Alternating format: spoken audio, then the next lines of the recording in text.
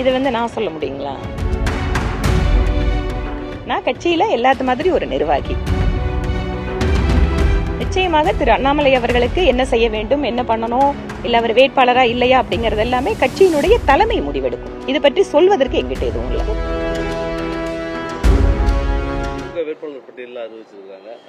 குறிப்பா கோவையில செந்தில் பாலாஜி களமிறக்கியிருக்காங்க. நேற்று திமுகவினுடைய வேட்பாளர் பட்டியலில் கோவை தெற்கிலே முன்னாள் அமைச்சர் திரு செந்தில் பாலாஜி அவர்களை அறிவித்தவுடன் மீண்டும் 21 போலவே 26லேயும் 10க்கு 10 என்பது உறுதியாகிவிட்டது.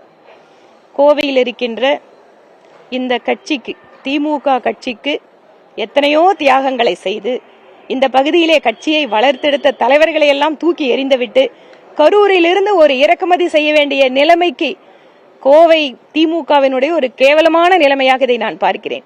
ஒரு கரூர்காரரை கொண்டு அதுவும் எப்படிப்பட்ட ஆளு, கரூர்ல போயிட்டு ஊழல் செய்யறதுலயே நம்பர் 1 இடம்னு பாராட்டு பத்திரம் வாங்கினவர், இன்னைக்கு அவர் தியாகியாகி முதல் குடும்பத்துக்கு மிக நன்றாக என்ன தேவையோ அதையெல்லாம் செய்து கொடுக்கின்ற காரணத்தால கோவையிலிருந்து இன்னும் நிறைய பெற முடியும், நிறைய வாங்க முடியுங்கிறதுக்காக இந்த மாதிரி ஒரு கரப்ட் அமைச்சரை கோவை தெற்கு தொகுதிக்கு அனுப்பி வைத்து கோவை தொகுதி மக்களை, கோவை மாவட்டத்து மக்களை அவமானப்படுத்தி இருக்கிறார் அந்த கட்சியினுடைய தலைவர் திரு மு.க. ஸ்டாலின் அவர்கள்.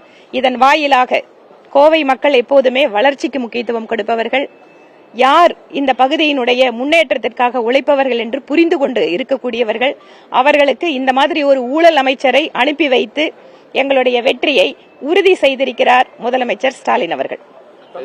தமிழக வெற்றி கழகத்துடைய வேட்பாளர் பட்டியல் வெளியே இருக்குது. விஜய் 2 தொகுதிகளில் போட்டியிடுறாரு, பெரம்பூர், திருச்சி, கிழக்கு.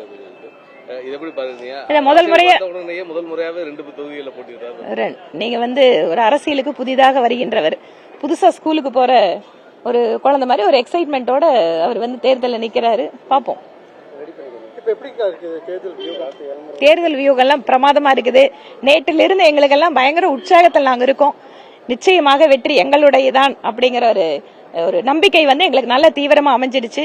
அதனால் முதலமைச்சர் ஸ்டாலின் அவர்களுக்கு எங்கள் சார்பாக நன்றியை தெரிவித்துக் கொள்கிறோம். நாளைக்கு வேட்புமனு தாக்கல் துவங்குது. இப்போ வரைக்கும் வேட்பாளர் பட்டியல் அறிவிக்காம இருக்கு பாஜகவில் எங்களுடைய தேர்தல் பொறுப்பாளர் திரு பியூஷ் கோயல்ஜி அவர்கள் வெளிநாட்டு சுற்றுப்பயணத்தில் இருக்காரு.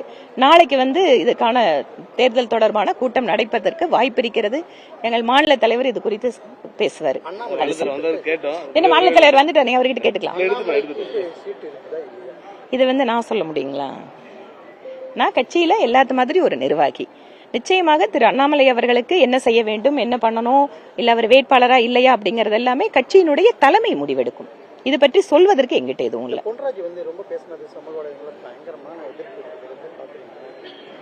அதாவது அவரோட அரசியல் கிளைம் என்ன, சமுதாயத்தில் அவருக்கு இருக்கக்கூடிய ஒரு ஸ்டேக் என்ன, எதுவுமே இல்லாம ஒருத்தர் பரபரக்காக பேசுறதுக்கு அப்படிங்கறதுக்கெல்லாம் பதில் அளிக்கிறதுக்கு பதில்.